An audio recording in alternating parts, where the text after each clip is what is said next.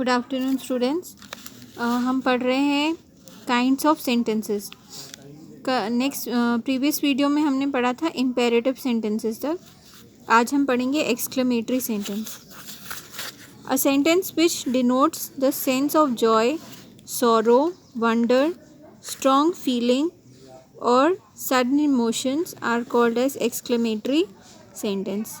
तो जो सेंटेंसेस से हमें अचानक ही किसी जॉय या सोरो या वंडर, तो इन तरह की स्ट्रॉन्ग फीलिंग्स या इमोशंस का ज्ञात होता है, उसको एक्सक्लेमेटरी सेंटेंस बोलते हैं। जैसे hurray, India has one, India one the match.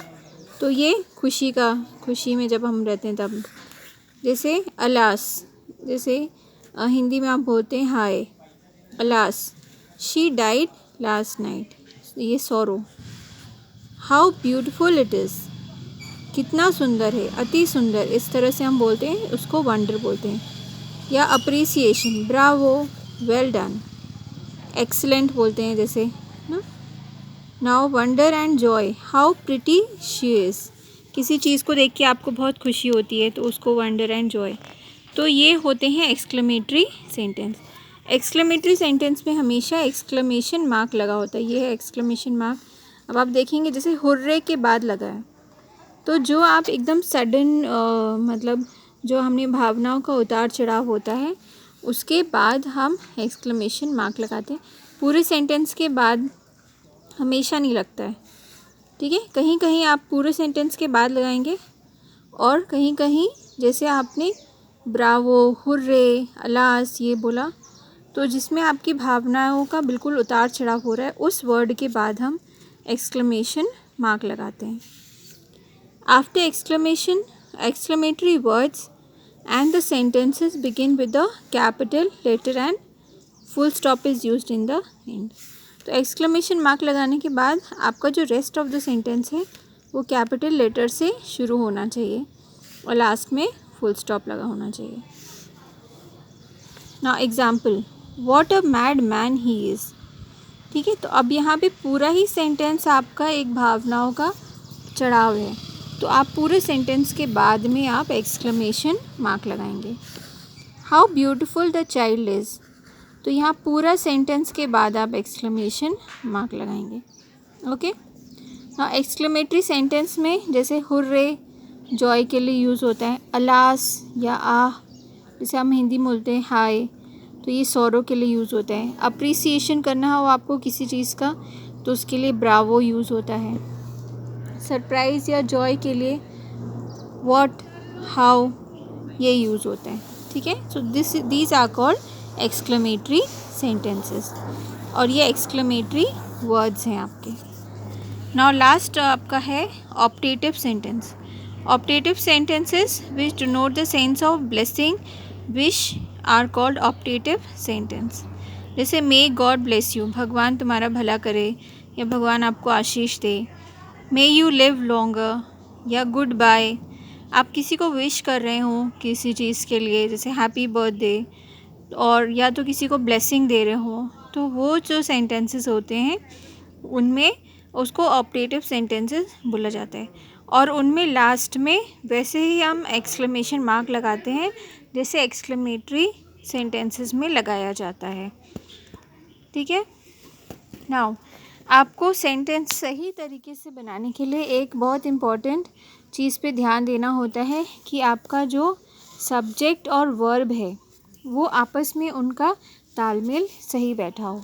Agreement of subject and words, तो ये this is not a part of this topic, लेकिन मैं आपको इसके कुछ रूल्स हैं वो हम जल्दी से बता दे रही हूँ, उन चीज़ों को आपको ध्यान रखना है। जैसे हमारा जो वर्ब है वो सब्जेक्ट जो है उसका नंबर और पर्सन के अनुसार होता है, ठीक है। तो अगर आपका सिंगुलर वर्ब है और आपका जो सब्जेक्ट है, ठीक है, वो प्लूरल है, तो उसके साथ में प्लूरल वर्ब आता है, ठीक है। तो आपका जैसे ही इज़ ओल्ड, तो यहाँ पे एक वचनकर्ता के साथ सिंगुलर वर्ब आएगा, बहुवचनकर्ता के साथ प्लूरल वर्ब। तो ही जो है एक पर्सन के लिए, जो करता यहाँ पे क्या है, ही, एक ही पर्सन है, सिंगुलर है, तो उसके साथ जो वर्ब आया वो क्या है, इज़, जो हेल्पिंग वर्ब आया इज़। यहाँ पे देखिए हेल्पिंग जो करता है, जो आपका सब्जेक्ट है वो क्या है, दे, मतलब एक से ज़्यादा लोगों के बारे में बात हो रही है, तो आपका जो हेल्पिंग वर्ब है वो भी क्या आया है, R. Now rule number 2, rule आपको 1 समझ में आ गया, जो सिंगुलर सब्जेक्ट रहेगा उसके साथ सिंगुलर वर्ब आएगा, जो प्लूरल सब्जेक्ट रहेगा उसके साथ प्लूरल वर्ब। रूल नंबर 2 क्या है, दो या दो से अधिक एक वचन के नाउन यदि एंड से जुड़े हों तो प्लूरल वर्ब का प्रयोग होता है। तो अगर हम दो व्यक्तियों के बारे में ज़िक्र कर रहे हैं और उनके बीच में एंड लगा हो तो वो दोनों मिला के प्लूरल बन गए, तो उसके लिए हमें प्लूरल वर्ब का प्रयोग करना पड़ेगा। ठीक है, Rama and Hari have done it. तो अगर यहाँ पे एक जन होता तो आप यूज़ करते हैज़, लेकिन यहाँ पे आप क्या यूज़ कर रहे हैं, हैव, क्योंकि रामा एंड हरी मिलके दो सब्जेक्ट बन गए। Sita, Lata and Vimala are playing in the field. तो यहाँ पे 3 जन हैं, भले तीनों का नाम अलग अलग लिखा है, तो यहाँ पे एंड से जुड़े हैं वो, तो तीनों जन के लिए हम क्या यूज़ करेंगे, आर। रूल नंबर 3 आपका, यदि जब दो या दो से अधिक एक वचन के नाउन से जुड़े हों और एक ही व्यक्ति या वस्तु को प्रकट करें तो सिंगुलर वर्ब का प्रयोग होता है। My friend and partner is no more. अभी यहाँ पे माई फ्रेंड एंड पार्टनर, नाम तो दो हैं लेकिन ये एक ही व्यक्ति के बारे में बोला जा रहा है, तो यहाँ पे हम क्या यूज़ कर रहे हैं, singular verb is. My neighbour and your father is very wise.